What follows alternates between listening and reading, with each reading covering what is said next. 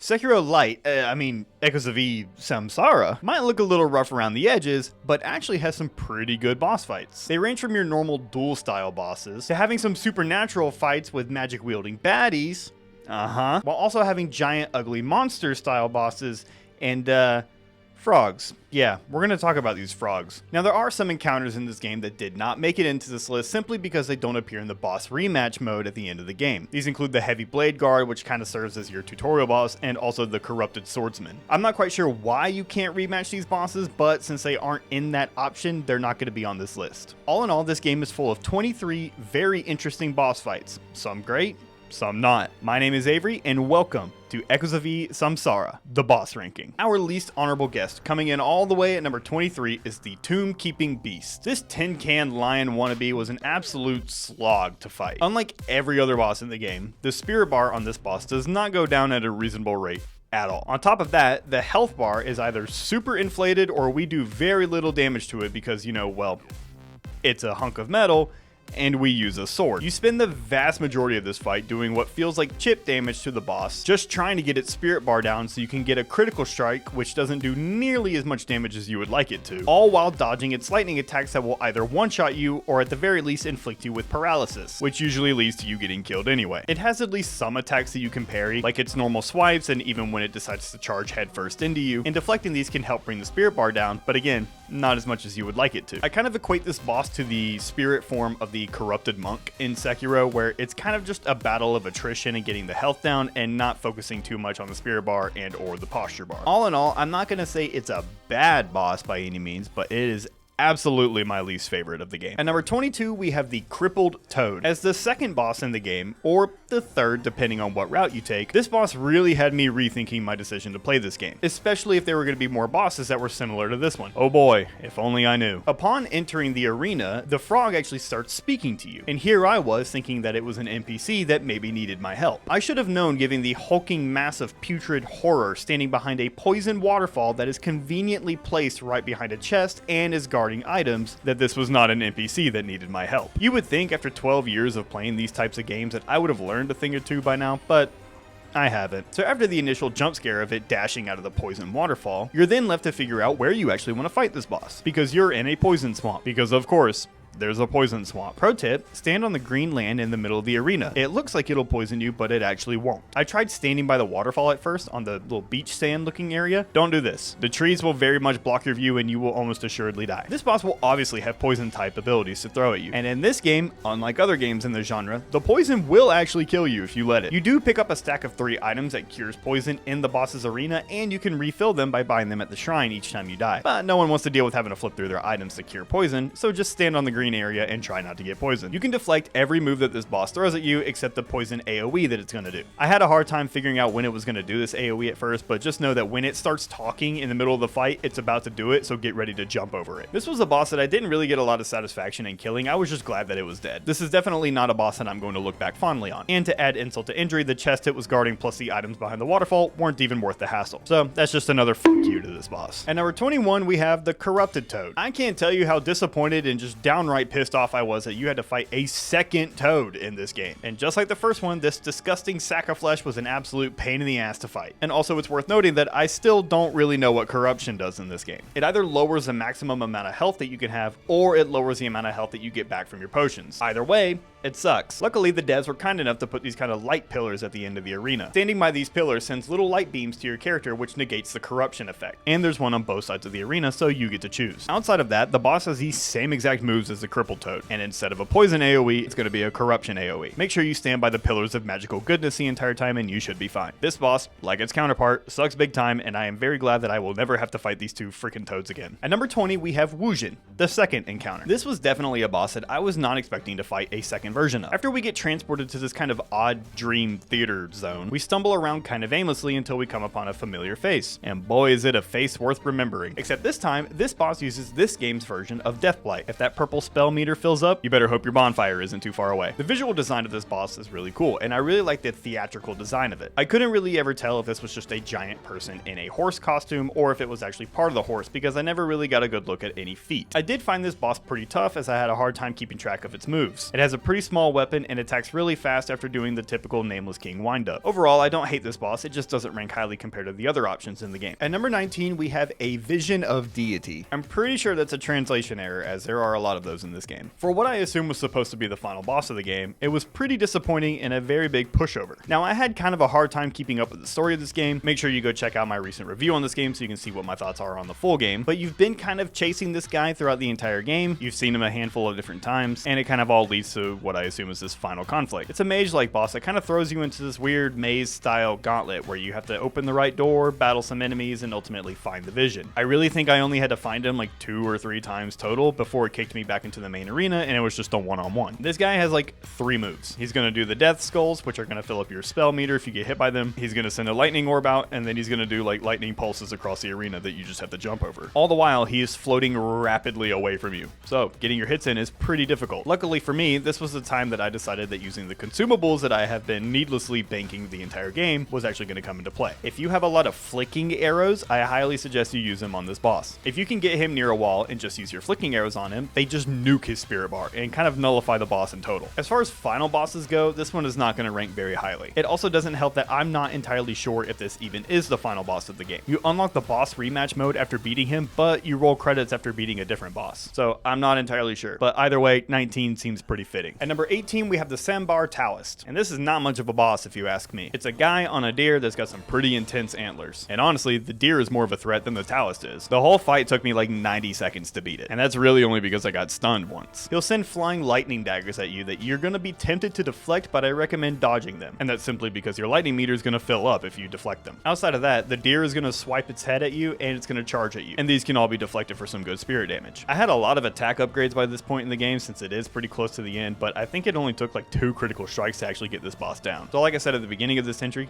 it's not much of a boss. However, since it didn't have any really annoying aspects, it's going to rank higher than the previous entries. At number 17, we have the Axe Craftsman in Wu Clan. This boss is absolutely a skill check on your parries. He swings pretty wildly with his axes and pretty rapidly, but if you can get the timing down, parrying them all in a row chunks his spirit bar, leaving him open for a critical attack. Since he's a very early game boss, he really doesn't have that much health, so it really only took 2 critical attacks and a few extra swings to get him down, much like the Samsara Taoist. While not a super interesting boss, I have a soft spot for bosses that just have hella parries. There's something about parrying 7 back-to-back attacks that make you feel like a god if you can accomplish it all. At number 16, we have the Mimic Golden Crow. This is where you meet the Vision of Deity for the first time, and instead of fighting you himself, he's gonna summon his disgusting bird pet thing to do his bidding. Normally, my opinion on flying bosses is not a positive one, especially in a game when I can't fly myself. However, this boss kind of just uses its flight for show. The vast majority of its attacks are melee swings that can be parried. I think there's one move total that can't be parried, and I never actually tried. It's his Wind Gust ability, and I either dodged it every time or I just got hit by it. It has pretty simple patterns to adapt to, and it's another one of those where if you can get all of his parries in a row, you feel like a game master. He's also got his blue Makiri counter style move where you just kind of throw him out of the air and get some free hits in. And that's just a totally badass moment and an otherwise pretty decent boss fight. At number 15, we have the Soul of Zhuo Chongyi. At first, I was actually pretty excited to rematch one of my favorite bosses in the game. And at first, I thought it was more of just like a story-related boss rematch instead of an upgraded one, considering all of his moves were the same. However, when you get his health bar to 0, he starts phase 2, which the first one does not do. And his second phase implements lightning, which is why he's knocked down to number 15. See, lightning isn't normally a bad status that I have a problem with in other games. However, in this game, even if you deflect a lightning move, your lightning meter still builds up, leading to a paralysis once it's full. So it sort of forces you into a dodge-heavy playstyle, which really doesn't work against our good old buddy Chongyi, because this dude is relentless. He attacks with a spear / polearm, which historically is my kryptonite. I don't know what it is, but I always suck at fighting enemies that have a spear. I'll go into his combos in more detail later because his moves are the exact same from the first encounter. This one just has a phase 2 where he tries to be Zeus. At number 14, we have the Sword Saint. Now, this boss was kind of difficult for me to rank. See, he's the very first boss in the game, and I mean, you're gonna fight him within the first 2 minutes of playing the game. But if you fail to beat him, and you're supposed to fail to beat him, you don't get to fight him again later in the game because he does not become a boss. Even in the boss rematch mode at the very end of the game, you can't fight him again unless you beat him in the beginning of the game. So if you really want to enjoy this boss for everything that he is, here's my suggestion. Lower your difficulty all the way down to -10, whoop his ass, and then boost your difficulty back up to where you would normally play it, and then fight him at the end of the game how you would like to. Unfortunately, I did not do this, so I just had to fight him a couple times on some new saves. And overall, he's not super complicated. He's just fast as hell, and his combos are sometimes 5 or 6 hits long. You pair this with your extremely low health because you're at the very beginning of the game, and your lack of heals because you haven't picked up the the item yet because it's after him, and there's where the bulk of his difficulty comes from. There is an achievement to beat him in this area, so I suggest you try it at least a few times, and your difficulty of the game doesn't affect whether you get the achievement or not. I really think not having this boss as an option to fight in the rematch mode at the end of the game, unless you beat him at the beginning of the game, is a really poor choice. I just think this boss could have been something great if it was given more screen time. However, with this game being only a part 1, I imagine we'll be seeing Sword Saint again in the next installment. At number 13, we have Wan Qing. This boss is the lady you see in the cinematic when you enter this weird dream type zone. She uses her very long sleeves to spin around and attack you in spinning attack combos. These are very fun to learn the parry timings on, but also kind of complicated because she's just spinning around like a Beyblade. After getting her health down to 0, she starts phase 2 by just yeeting you through the wall into the next arena. This is where phase 2 begins, where she has changed into a Medusa looking boss with the snake body and the spiked hair to go along with it. She grows 2 extra arms, which makes keeping up with her melee attacks a little bit more intense, and she has a move where she just kind of screams, but oddly enough, you can just spam the parry button and you're gonna get the deflects. This doesn't damage her spirit bar at all, but it's cool that you can do it. She's not super tanky, and her health bar gets deflated pretty quickly if you get your hits in, which ultimately makes her not a super difficult boss. Just watch out for those snakes she sends at you. Those are big danger. At number 12, we have Wujin, the first encounter. Like the Deathblight counterpart, Wujin shares the same visual design, and a lot of the same moves, but no Deathblight this time, thankfully. Still, the attacks on this boss are kind of hard to keep up with for the same reasons. Long windups, very quick attacks. Couple that with the fact that she uses a spear, and like I said before, I'm very bad at fighting enemies with spears, which makes it a pretty difficult boss for me. Since there's no magic involved in this fight, it feels a lot more like a rhythmic dance, forcing you to focus heavily on the parry timings. There's not much else to say about this boss that we didn't already talk about on the first one. This one just ranks higher because there's no magic status to worry about, and it's always fun to get a parry dance down. At number 11, we have the Red Lotus Buddha. As your introduction to the Deathblight in this game, this 12-armed Demogorgon wannabe takes his job very seriously. He flies around the arena constantly launching spells at you, and if they hit you, you guessed it, it's gonna fill up your spell meter. You want to dodge these moves, but you also want to keep an eye on him, because if he's up in the air, he's gonna swoop down in your direction and try to run straight into you. This is a very fast attack that I would highly suggest you learn the timing of, because 1, it stuns him for a second and allows you to get hits in, and 2, he's gonna do this a lot, so you might as well get the timing down. Outside of that, he's got 2 main combos that he's gonna throw at you. They're both very fast, multi-swing combos that you can parry. His big danger one is the one where he screams, everything goes red around him, and then he starts attacking. He coats his hand in the Deathblight, and if he hits you, it's gonna fill up the meter. Mr. Lotus Buddha is also our first 2-phase fight of the game. Once you get his health bar to 0, his health refills, and you start phase 2. And if you thought he did a lot of spells in phase 1,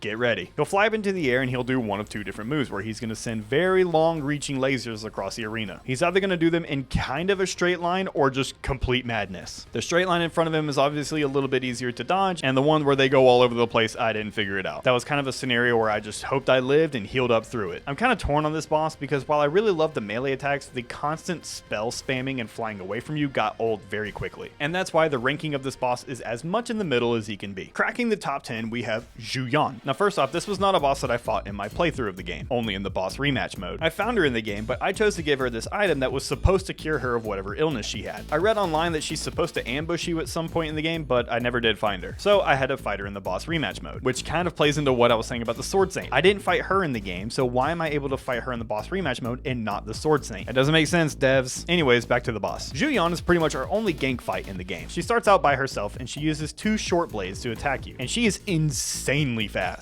It's pretty much just a straight up dogfight until she gets bored and decides to summon a clone of herself. The clone pretty much mirrors her abilities, but it obviously makes the fight more intense as now there are 2 insanely fast ladies trying to kill you. I enjoyed this fight a lot, even with the added enemy, which is rare because I usually hate gank fights. At number 9, we have Wuchang. No, not that Wuchang. Get that out of here. Although this boss uses the Deathblight pretty heavily, I actually really enjoyed it. He's got really cool combos that all have fun timings to learn and to master. His arena is cool as hell, and his visual design is one of my favorites of the game. That tongue game gotta be crazy. He's got giant spinning circle melee attacks that he will do in between sending waves of Deathblight at you. And if he spawns those blue skulls, run like hell. If those all hit you, that will spike your spell meter instantly and kill you immediately. He also has a phase 2 upon his health reaching 0. The land in the arena is gonna kind of go away and you're gonna be walking in water. And when I say walking, I mean literally walking. You are not running anymore. There is an idol that you can equip that negates this effect, but I did not know that. But even with that, I still managed to beat him the first time I got into phase 2. The abilities in phase 2 are more or less the same from phase 1, except in phase 2, he summons a clone sometimes that is just there to annoy you. However, the clone doesn't last the entire fight, you just gotta stay alive through it. Overall, I really like this boss. The visual design, the arena, the cool mechanic of only being able to walk in the water unless you have a specific idol equipped, and his abilities all tied together just made for a great boss. At number 8, we have Zhen Tian. Now, I'm not exactly sure what to call this boss. When you find him in the game, his boss shows as Zhen Tian, but I've also seen him online called Hammer Craftsman of the Wu Clan, like the Axe Craftsman from earlier. But also, if you go fight him in the boss rematch mode, his boss bar says Fat Hammer Guest, so that's funny. Either way, this fight is a ton of fun. I have no idea what's going on with this guy's head, so we're just not going to talk about it. But basically, this dude has 2 giant hammers and he's power stancing like it's Elden Ring. He's not too bad to parry, but he is weirdly fast and he will rock your shit if he hits you. He doesn't have a ton of health and he goes down pretty quickly, telling me that he's probably more of a mini boss, but still fun nonetheless. If you get his parry timings down, he attacks frequently enough that his spirit bar might as well not even be there. While not a super complicated boss, I always love the bosses that are just Oonga Boonga hammer time. At number 7, we have a bunch of question marks. Yep, that is actually his name. I'm assuming it's story related and it's going to be expanded on in a future installment. Videos online have him labeled as Khan, so I guess we can go with that, but either way, what a fight. Outside of his weird vertical slash move, this is just a straight up sword fight, which I always appreciate. He's very quick and has a ton of combos, but that's just more attacks to parry, you know? He's also got a blue move that you can Makiri counter, which does a lot of spirit damage. He's a pretty tough fight, and he's very optional, so expect a dogfight when you find him. I'm very interested in learning more about this mysterious person in either the next game or a DLC, whatever this team decides to do. At number 6, we have Face Cutter. If you're looking for a big, grotesque Amnesia the Dark Descent looking motherfucker, look no further than Face Cutter. And I'm thinking he trained on himself considering his face looks like that. He uses a giant meat cleaver as a weapon, which he has very large swings with. He's not too hard to parry, but if I learned anything in this fight is when you think his combo's done, expect at least 2 more swings. He's a very early game boss, so there's no phase 2 here, but it's really not needed. He hits like a truck and he's got very fun parry timings to learn. Also, his arena is really cool given that it's kind of like a foundry style area. Making his way into the top 5, we have Zhuo Chongwen. So I'm not gonna lie, I actually thought this was Zhuo Chongyi when I first found him, especially since I thought we were in like this weird afterlife style area. But either way, this guy has a totally different name, so we're just gonna write it off as I'm stupid and move on. He fights a lot like Chongyi, except he's got a long sword instead of a spear. That inherently makes the fight a lot more easier for me since I'm really bad at spear fights, but it's also a very fun time as well. He's not overly complicated, and if you're familiar with the moves of Chongyi, you're gonna be pretty familiar with this one as well. At the end of the day, it's pretty much just a duel between 2 sword users, and I always appreciate those fights. He ranks this highly because this fight really feels like a dance, and I always love those kinds of fights. At number 4, we have Zhuo Chongyi as either the second or the third boss in the game, depending on whether you fight the frog first or not. He is obviously not supposed to be a super difficult boss. In fact, I beat him on my first try, and pretty damn quickly at that. His entire fight is the exact same as phase 1 from his soul fight, which I mentioned much earlier in this listing. He spins his spear around so damn fast that if you're not careful, he will nuke your spirit bar and will actually get that counter on you. He's got very dancey combos just like Chongwen does, and so this fight is ultimately going to feel like a rhythmic dance again. Since he's early game, he doesn't have a ton of health, and 3 critical attacks will kill him. However, I like this boss so much that I fought him again in the boss rematch mode with an up difficulty, and man does that change things. I highly recommend that you take the time to go fight him again with an up difficulty because it's so much fun to learn his fight. Starting at the top 3, with the bronze medal, we have Yin Jinwan. This is the other option for the final boss that I mentioned when we were discussing the vision of the deity. You get the credits and the thanks for playing after beating this guy, so I assume he was meant to be the final boss. On top of that, he is significantly more difficult than the vision of deity was, so I'm choosing to believe this was the final boss of the game. He fights with that drunken master fighting style, which kind of reminds me of Bo Raicho from Mortal Kombat. The man is stumbling around like he is hammered, but he's throwing combos and spinning kicks at you like he's done this his whole life. He has a ton of combos that are really hard to keep up with, especially with how much he's spinning around. You need to be extra aware of his red grab attack, where he forces his drink down your throat and makes you very drunk. This makes the fight very difficult to deal with because, unlike him, you are not good at fighting while drunk. You can barely walk around in a straight line, meanwhile he is still hunting you down. When you get his health down to 0, he starts phase 2, where he's a little bit more awake and a lot more fiery. His combos get even crazier in this phase and much faster, and he even hits you with a rolling thunder at one point. This is just an overall insane fight and a great way to end the game, even if the ending is a little abrupt. At number 2, with the silver medal, we have Kurong. By a long shot, the boss that took me the most time and gave me the most trouble was Kurong. Firstly, you walk upon this arena and he's just sitting in the middle, and when you step foot, he leaps into the air to start the fight, which is just an incredible entrance. While a relatively simple fight mechanically, the timings and the rhythm of this fight really gave me trouble. So basically, Kurong attacks in 2s. These strings of combos are usually going to end with a white attack that you need to perfectly parry, otherwise he's going to hit you with the ensuing red attack, which is kind of just this really cool wind blast that he does right in front of him. Those 2 attacks, the white attack into the red attack, got me pretty much every single time. I don't know what it was, but I just could not get the timings of those down. You're definitely meant to be doing more deflecting in this fight rather than attacking him because his spirit bar doesn't really go down much with your attacks. Also, his spirit bar regenerates, which I don't think any other boss in this game has a spirit bar that regenerates. So that's sick. Then once his health reaches 0, you guessed it, there's a phase 2, where he will continue to do all the same moves except he adds a red attack in where he does a leg sweep, which you need to jump over. And again, this was an attack that I could not get the timing down. I also could not tell which red attack he was doing, so I didn't know if I needed to dodge or to jump. On top of the additional leg sweep attack, he throws rocks at you now. Sick. Lastly, his blue Makiri counter style move is the most anime shit in this game. I mean, just watch this.